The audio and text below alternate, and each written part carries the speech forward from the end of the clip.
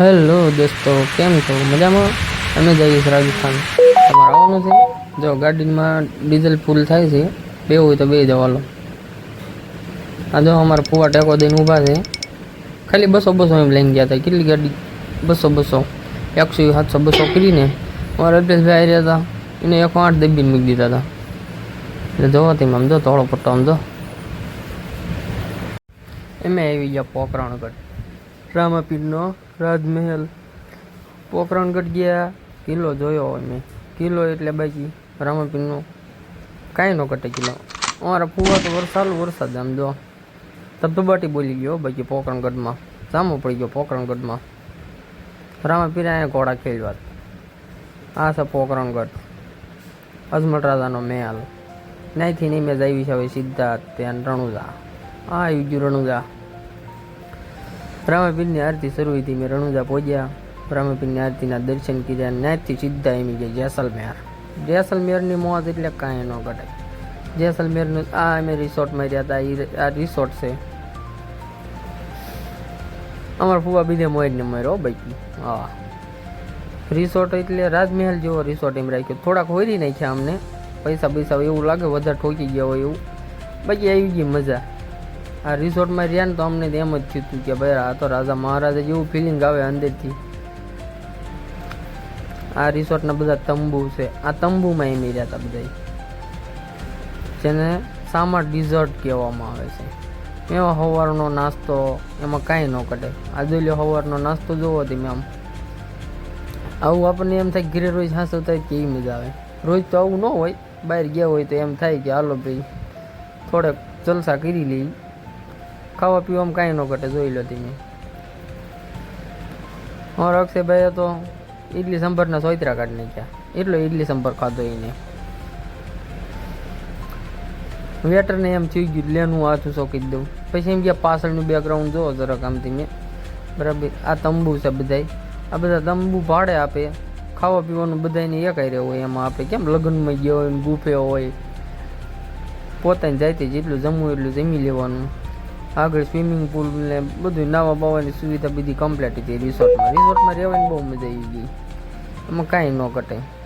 જેસલમેર એટલે જેસલમેર. જેસલમેરની મોજ એટલે ક્યારેક આવો જેસલમેર તમે આટો બાટો મારો, પણ ખિસ્સામાં છે ને બધા જેટલા જણા આવો ને બધા 10-20 હજાર નાખીને આવજો. પૈસા ઘટે નહીં. હું છેલ્લે પૈસા ઘટે ને એમાં મજા ન આવે. આ દો સ્વિમિંગ પુલ છે. છોકરા માટે લપસની બપસની ખાવાનું આમ તમારે વ્યૂ તો તમારે આમ કાંઈ ન ઘટે. આ પછી એમ ગયા રણમાં આમ જો ગાડી દોડાવી એટલે ઉલ્લાળીને ગાડી પાડી. મજા આવી ગઈ. ફિલિંગ જ એવું આવતું. આ દુબઈ જેવું ફિલિંગ આવતું હતું. ડિઝર્ટમાં ગયા ને આ રણ કહેવાય. આપણે ગુજરાતીમાં રણ કહેવાય. રણમાં જ રણમાં બહુ મજા આવી ગઈ. રણ એટલે રણ બાકી. ગાડી જાય એટલે કડી કામ ને કડી ઊંચા કરીને હેઠા નાખે ને હેઠેથી ઉપર જાય ને. તમારે મોજ કરવી હોય ને તો જેસલમેરમાં આવી જવાનું એકવાર. જેસલમેરમાં આવી જવાની દુનિયાની બધી મોજ આવી જાય. 3 દીમાં તમારે આમ જો પયો થઈ જાય. બહુ જામી જાય.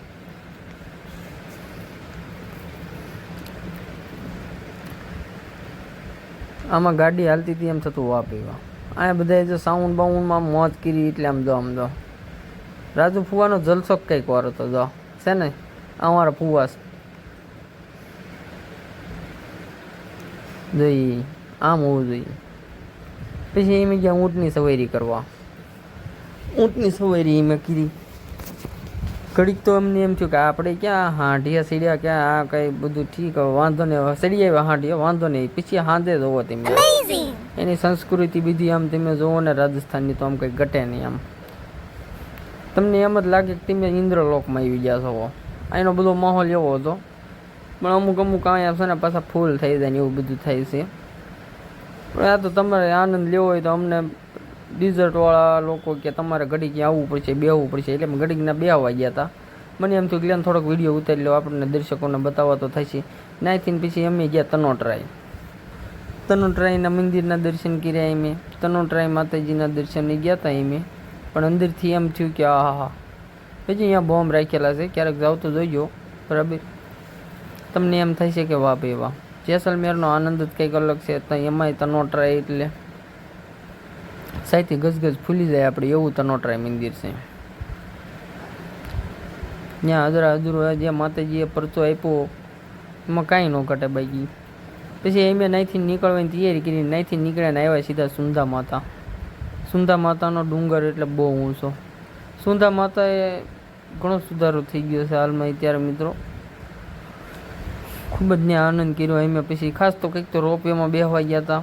અને ત્યાં સુંધા માતા એટલે આપણે ચામુંડમાની ત્યાંનું પ્રાગટ્ય છે તે ડુંગર, સુંધા ડુંગર. આ જોઈ લો એના આગળના ગેટના આમ વ્યૂ જોવો તમે. આમ રાજસ્થાનમાં બધું તમને રાજમહેલ જેવું, ગઢ જેવું જ દેખાય છે. મૂળ વસ્તુ કાંઈ તમને દેખાય છે જ નહીં. પછી એમ ગયા રોપવેમાં બેસવા, ઉડન ખટોલા. 135 અમારા લીધા હતા બધાના. 135 રૂપિયામાં અમને બેહાર્યા હતા અંદર. એનો ટાઈમ કંઈક ફિક્સ હોય છે દિવસના. 1 ને 2025 ને 7 થી 7નો સાંજનો ટાઈમ હોય છે. 135 હોય, ક્યારેક 110 હોય. ભીડ ઓછી હોય તો 110માં, ભીડ થોડીક હોય તો 135 લઈ લે. આ ઉપર મંદિર નીચેનો વ્યૂ. ઉપર તો મારા બેટને કંઈ વિડીયો ઉતારવા દીધો નથી અમને. અંદર મંદિર અંદર છે ને સાધુ સંતો ના પાડે છે, ત્યાં જે પૂજારી હોય ને એમ કે અંદર વિડીયો નહીં ઉતારવાનો. છતાં એમે થોડા વ્યૂ લઈ લીધા સુંધા માતાના ઉપર ચડીને. આમ આજુબાજુના જે વ્યૂ આવતા હતા, જે ડુંગરના આમ વાદળ જે નીચે ઉતરી ગયા હતા ને એ જે જોવાનો આનંદ આવતો હતો, એમાં બહુ મજા આવતી હતી. ઉપર મહાદેવના દર્શન કર્યા અમે સુંધા માતા. પછી અહીંયા ઘડીક થોડીક અમે ફોટોગ્રાફી કરી લીધી. બધાને એમ થાય કે ફોટા પાડ્યા આપણે, એટલે થોડીક ફોટોગ્રાફી કરી લીધી. મેં આવી ગયો આનંદ. પણ રાજસ્થાનમાં એટલે આમ જો મોજ પડી ગઈ રાજસ્થાનમાં. દર્શન કરીને અમે નીચે ઉતરી ગયા. નીચે આવ્યા, સામે ઘણા સમાજની ધર્મશાળાઓ છે. પ્રજાપતિ સમાજની, બ્રાહ્મણ સમાજની છે, પટેલ સમાજની છે. આ માતાજીનું મંદિર છે. બહારથી આવું લાગે, અંદરથી કેવું છે મિત્રો, ખાલી તમારે રૂબરૂ જવું પડશે એકવાર તો તમને એમ થશે કે ના ના મંદિર એટલે મંદિર છે એમ.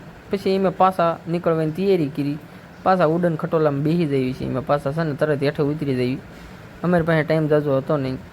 પછી અમને ઉડન ખટોલામાંથી હેઠા ઉતરી ગયા. પછી અમે અમારી ગાડીમાં બેસી ગયા. અમારી ગાડી જોવો હતી, ઘડીક આગળ જાય, ઘડીક પાછળ જાય, ઘડીક આગળ જાય, એમ કરીને અમે ચડી ગયા રોડે ચડ્યા. પછી અમારો પ્લાન હતો માઉન્ટ આબુ જવાનો. પછી આમ માઉન્ટ આબુ જવા માટે ગાડી હાંકી મૂકી. સુંધા માતાથી કે જાજુ માઉન્ટ આબુ થતું નથી, 45 કિલોમીટર જેવું થાય છે. પછી વચ્ચે ઘડીક છે ને વાંદરા અરે એમે પાયબંધી કરી લીધી. હા, અમારે રાજુ ફુવાને જામું પડી ગયું હતું. સિટી મારીને બધા વાંદરાને ભેગા કરતા ગાડીમાંથી. જોઈ લો તમે. પાર્લેજી બિસ્કીટ જ એટલા લીધા હતા એમાં બાંધા. બહુ જામો પડી ગયો. વાંદરા આવ્યા મોજ આવી ગયા અમને. પછી ત્યાંથી એમ ગયા નક્કી તળાવ જે રહ્યું ને, આપણે નક્કી ઝીલ કહેવાય અહીંયા માઉન્ટ આબુમાં. એ નક્કી ઝીલમાં એમ આજુબાજુમાં પર્યટનમાં રીખડ્યા. અમારા નાના ભાઈ છે અક્ષયભાઈ, એ બધા હિંચકામાં બેઠા. અલ્પુભાઈને ઘડીક સક્કા છૂટી ગયા હતા પણ વાંધો ન આવ્યો. પછી એમાં કેમ થયું, પાણીપુરી ખાઈને તરત નીકળી ગયા એમ અહીંથી.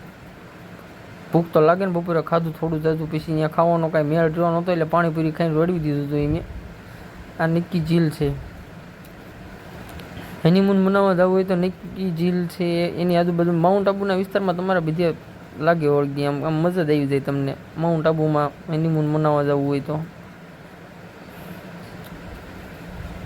વ્યૂ એના બહુ મસ્ત વ્યૂ આવતા હતા મિત્રો.